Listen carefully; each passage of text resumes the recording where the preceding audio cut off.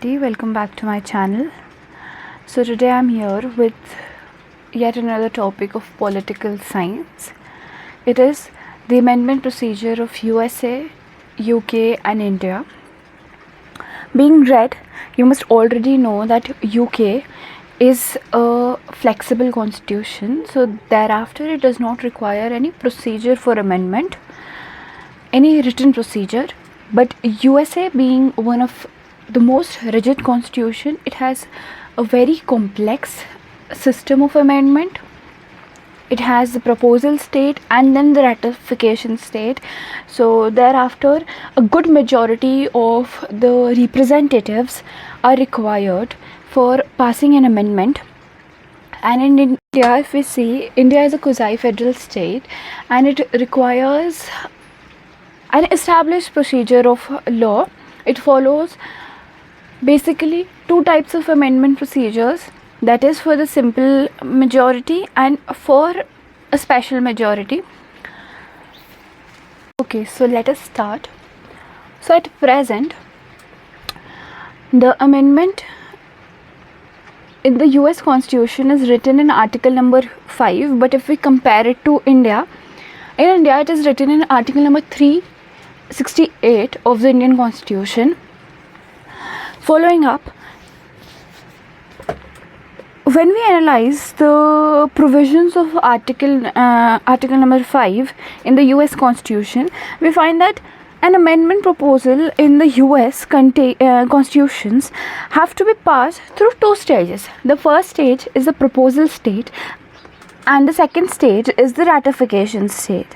Further, there are two alternative methods of proposal states. That is, there are two ways in which you can propose an amendment, and then there are two ways in which you can ratify the amendment. So basically, following up, we'll start to understand the proposal state. The proposal state, first stage, any proposal for amending the constitution can be made in two alternative methods. I already told you that there are two alternative methods. It is not to be bound that both of them should be followed, but any one of them should be followed. Amendment proposal can be adopted by 2/3 majority. So you need to really remember the majority vote by the two houses of the US Congress, each voting separately. So basically it says that 2/3 majority vote of the houses should be given to the amendment bill, we would call, and it should pass from both the houses but separately. Now we'll say the second one. The second one says that amendment proposal can be adopted by a constitutional convention which may be summoned by the US Congress when 2/3 majority of the state legislatures may make such a request. So basically, state legislatures are the state governing legislative body. So here also they're asking for 2/3 of the majority of the state legislature. So there's a difference, a slight difference. Now coming up to the second stage, that is the ratification stage. An amendment proposal which clears that the first stage goes into ratification. Now only if the first stage is clarified, that is 2/3 majority either in the house of the US Congress or 2/3 in the legislature of the state, it will come to the ratification state. Now coming up to the ratification state, there are again two alternative methods of ratification. It can be done either by the legislatures of 3/4 of the state legislature or by special convention in 3/4 of state of US Federation. So it is for ratification, it's directly, it is usually done like this, that it usually goes to the legislature of the state legislature, and if it passes by 3/4 of its majority, it is usually that an amendment bill is passed. So I will give you an example. When there was this amendment demand and it was not succeeded, it was for the Bill of Rights. and around, I'm not sure about the date, but it was around 1980 or something, that it was repealed and it was not made an amendment, even after the entire nation was for the Bill of Rights. There were some conventions that had to be changed, but it was not changed due to it was not passed in the House of Congress.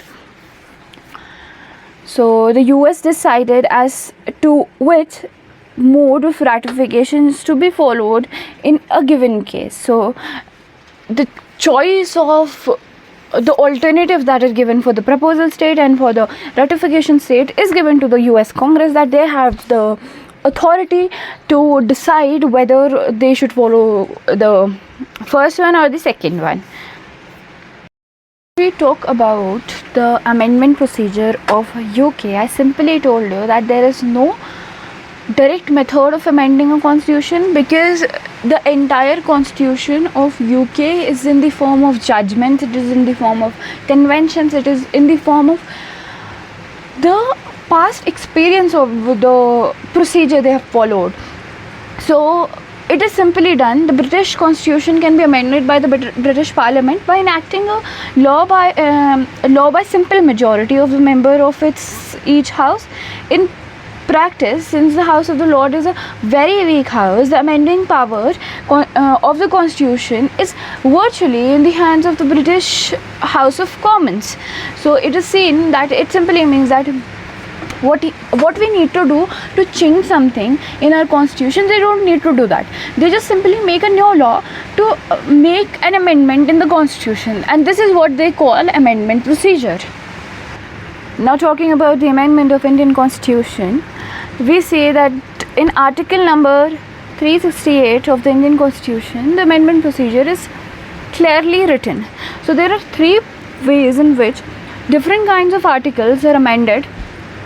So basically, the first one, it is most of the provisions can be amended by the Parliament by passing of amending act by a majority of total membership and 2/3 majority of members present and voting in each house. So it is simply that 2/3 of the majority of the members should be present in the house, and a bill of amending act can be introduced, and if it passes, it is an amendment. It is so clear. But there are some provisions. Now we're talking about the second part of the amendment, that is the second way. So the 10th provision, there are a lot of things which is written in the 10th provision. So there are articles, there are parts, chapters and schedules differently. So there is a different method of amending it, because they are too rigid for a government to change it. So thereafter, if we talk about this amendment procedure, we see that 10th provision of the Constitution can be amended first by passing the amendment bill in accordance with the specific procedure, that is directly in the method of 2/3 majority of the members. That is the first way, and then it should go for ratification to at least all the states, and at least half of the states should pass the amendment. Thereafter, it will be called an amendment of the Constitution. And the third way is several specific constitution provisions can be amended by the Parliament by passing an ordinary law by a simple majority. That is, a simple majority is 50% or plus.